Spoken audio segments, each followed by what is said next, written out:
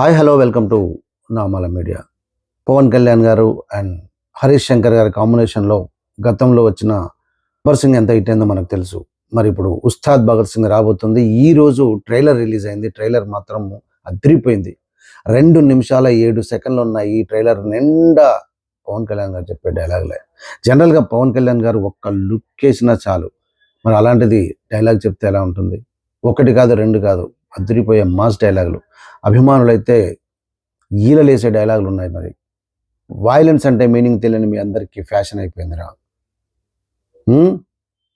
అర్థం, భావం, అవసరం అని చూపిస్తా అంటూ డైలాగ్ చెప్తాడు.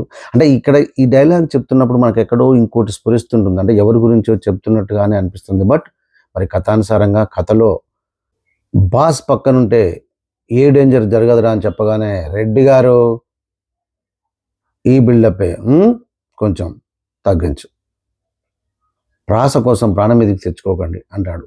ఈ డైలాగ్ కూడా మనకెక్కడో ఇంకో దగ్గరికి స్ఫురిస్తుంటుంది డైలాగ్ చెప్పగానే. కానీ సినిమా పరంగా మరి అక్కడ ఏం అవసరం ఉందో ఏమో మనకైతే తెలియదు. మొత్తానికైతే ఈ డైలాగ్ కూడా మాస్ని చించేశాడు. అంతేకాదు, సంతోషంగా ఉండడం అంటే మన జీవితాన్ని మనం లైక్ చేయడం, మన జీవితానికి ఎవడెవడో లైకులు కొట్టడం కాదు అని ఎమోషనల్గా చెప్తాడు.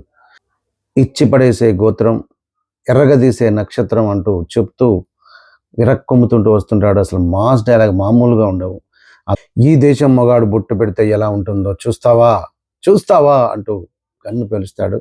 అసలు మామూలుగా లేదు వీళ్ళని. ఇవన్నీ ఓకే, డైలాగులు బీభత్సంగా ఉన్నాయి. అభిమానులు సూపర్ డూపర్గా ఎంజాయ్ చేస్తారు. కానీ ఒకే ఒక డైలాగు, అది ఎందుకో నాకు కొంచెం అంటే అభిమానిగా నాకు కొంచెం బాధ అనిపించింది. ఏంటంటే ఈసారి పర్ఫార్మెన్స్ బద్దలైపోద్ది అన్నాడు.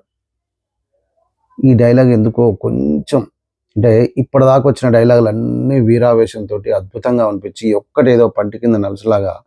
ఎందుకంటే ఈసారి పర్ఫార్మెన్స్ బద్దలైపోద్ది అనడం ఏంది? పవన్ కళ్యాణ్ గారు ఎప్పుడైనా పర్ఫార్మెన్స్ బద్దలైపోయింది. అంటే ఈసారి పర్ఫార్మెన్స్ బద్దలైపోద్ది అంటే గతంలో పర్ఫార్మెన్స్ బద్దలు కాలేదనా? అదొకటి నాకు అర్థం కాలేదు.